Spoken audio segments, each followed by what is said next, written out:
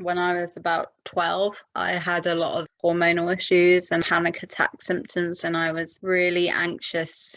I used to cry for hours and hours at a time. I saw a psychiatrist who decided they'd try some medications that didn't really have much effect, and then they decided they'd try one that was for older teenagers. And it did help her a little bit, but it made me very numb.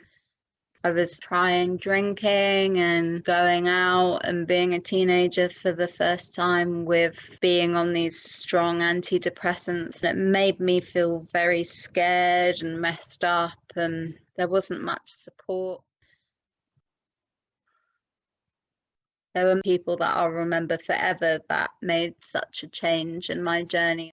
There was one teacher in the college, and she used to just go and have some time out, or we can do this work later. And I think because of her, I got A levels and I didn't run away. She encouraged me to do something that had a purpose for me. So I went with my friend to Kenya to work in an orphanage there for a month. And I found that very hard at the beginning and still didn't have a language to communicate how I was struggling. But I got through it and it really transformed me. And I think finding a purpose that was bigger than me and my community and my own world really helped. I can identify that now. It's a big part of my journey to finding what makes me feel a part of the world and not different. Just meeting different people and connecting and receiving compassion and giving compassion despite having a hard story. And I came back and still had lots of big breakdowns and hitting rock bottom and feeling like I'd never ever be normal, completely isolating myself from family and friends and choosing to be on medication because that was my only hope. Some of them were okay, but just didn't work for me. But a couple made me really ill and experience really scary things that I hadn't experienced before, like seeing things and hearing things and having physical sensations, putting on lots of weight, not being able to produce moisture in my mouth anymore. And all these things added up and got to a point where I didn't really speak to anyone about anything.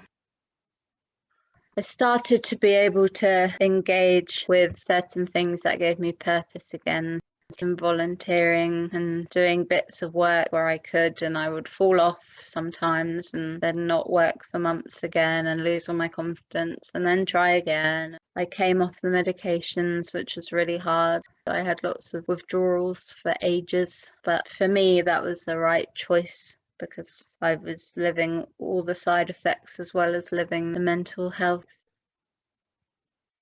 And then when I moved to London, amazingly, I met a GP who really listened when I said I didn't want to be on medication because of my experiences. She didn't tell me what I should be doing. She listened, and my opinion was valid and not me being naive or ill-informed or a silly young woman who doesn't know what she's talking about. She encouraged me to come and see her all the time, and she found me this sort of therapy that I hadn't tried before, which was really hard but did really help. I began to be able to work at something that I'm passionate about and build up my confidence and feel a part of the world.